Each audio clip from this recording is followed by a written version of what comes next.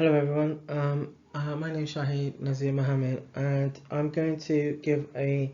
overview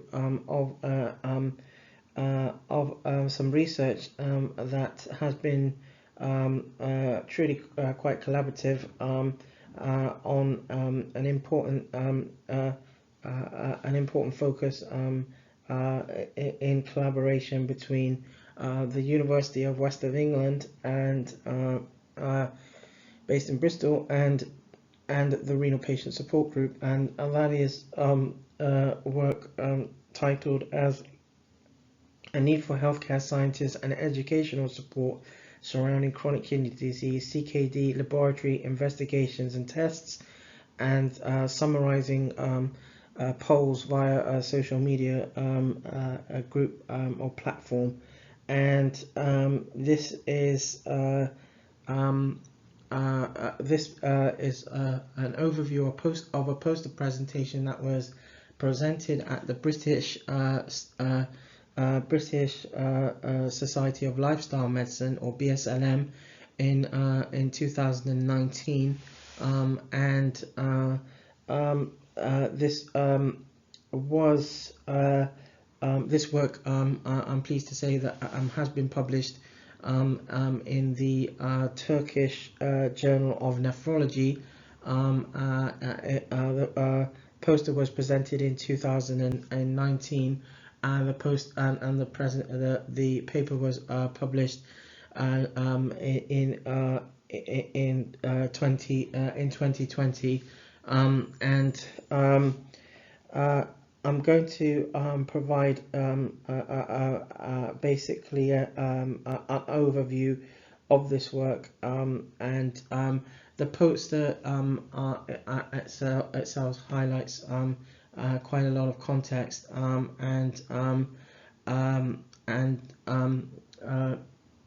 for all intents purposes, I thought I'd take this opportunity to really give a breakdown of the findings of the five different polls that were implemented to highlight this perspective around laboratory testing and investigations.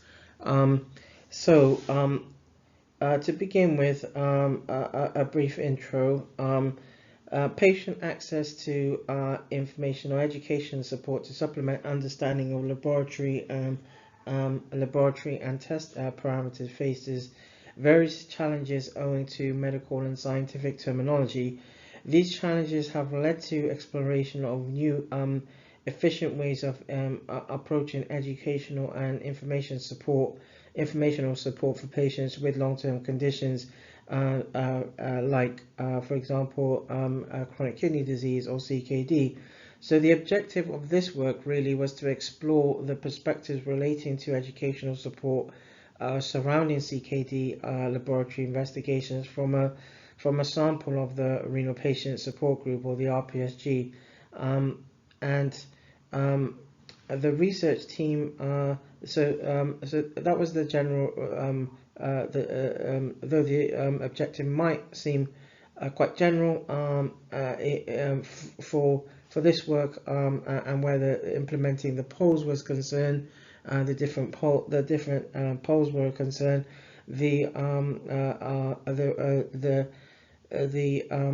that work was very specific. The material and methods around this were that where the research team conducted 5 polls for approximately 6 months, from January 2018 to July 2018, via the RPSG, the Renal Patient Support Group, which is a closed social media platform to help understand the importance of healthcare scientists' educational support for laboratory tests and investigations. We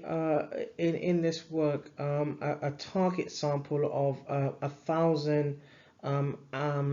1,000 responses was set. The RPSG, as a closed platform, at that time had was approaching or had about was approaching or had just over 8,000 service users, or those who are falling, who are have suffering with or have chronic kidney disease, and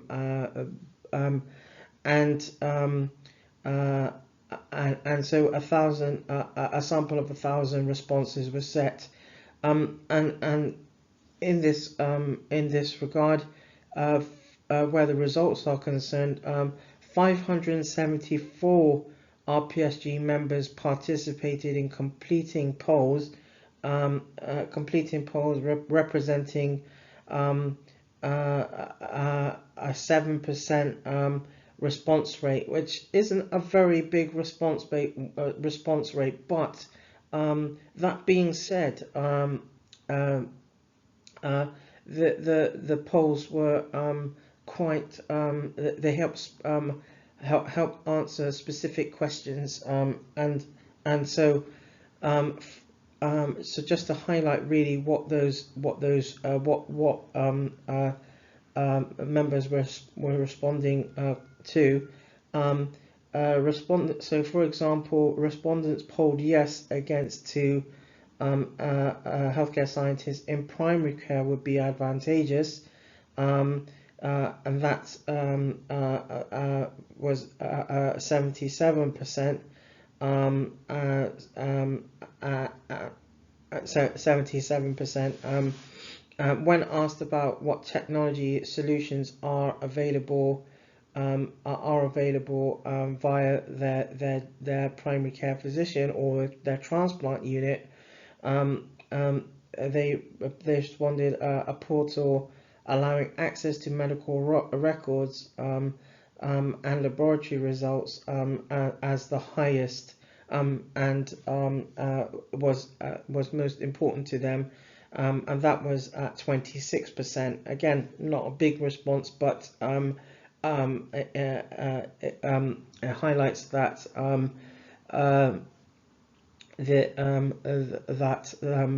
patients find that interacting through accessing their records with understanding around lab tests and results is still pinnacle for them. Respondents also polled yes to a remote healthcare scientist via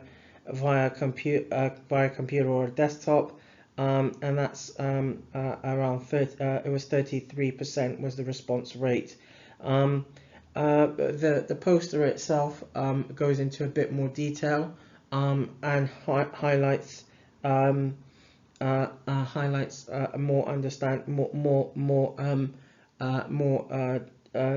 data collected really against the different polls that was set. This is just a summary really from this work, and in discussion really, CKD patients see a mix of healthcare professionals relating to laboratory tests and investigations, and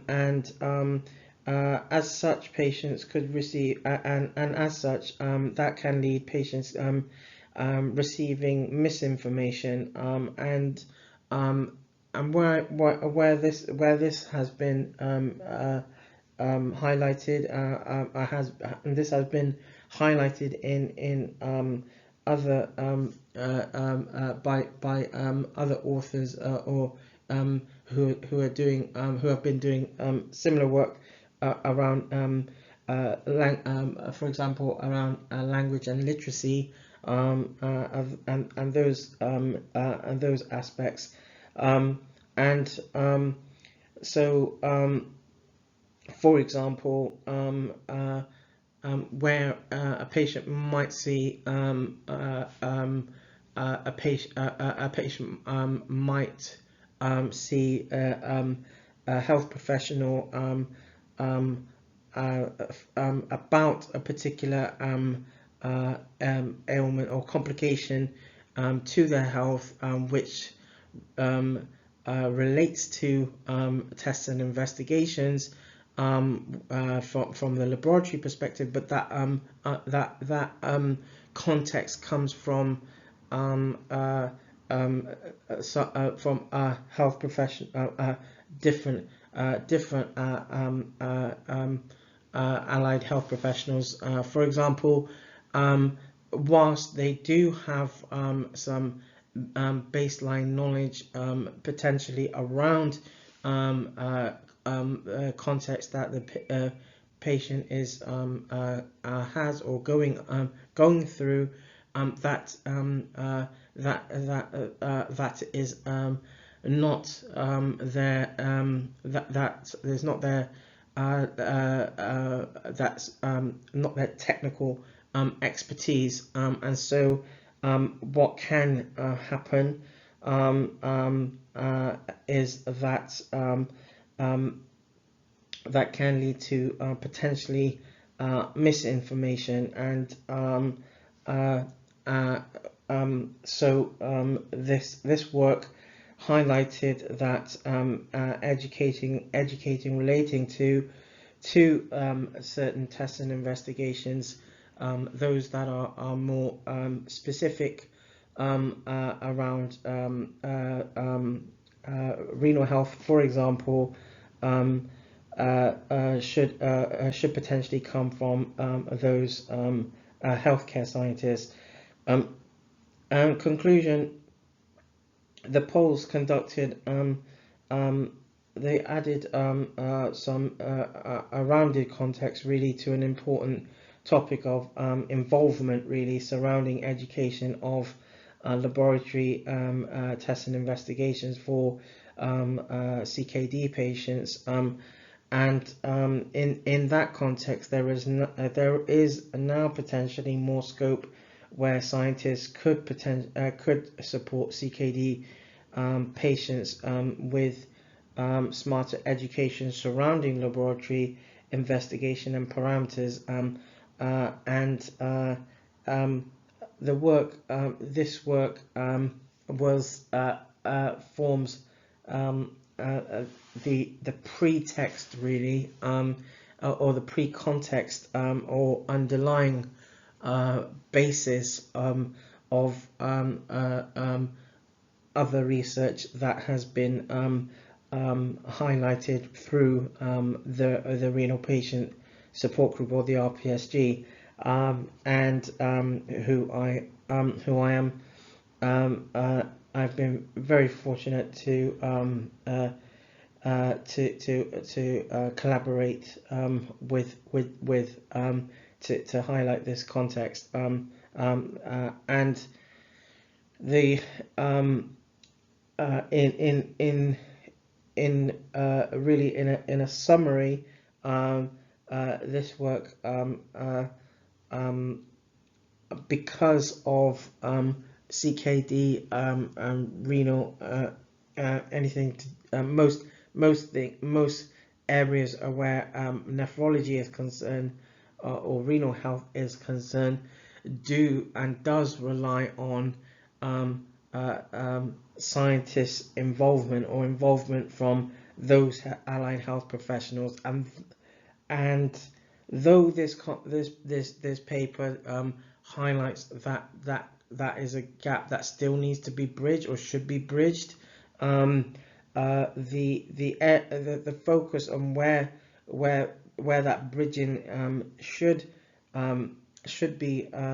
investigated or explored, and current research has been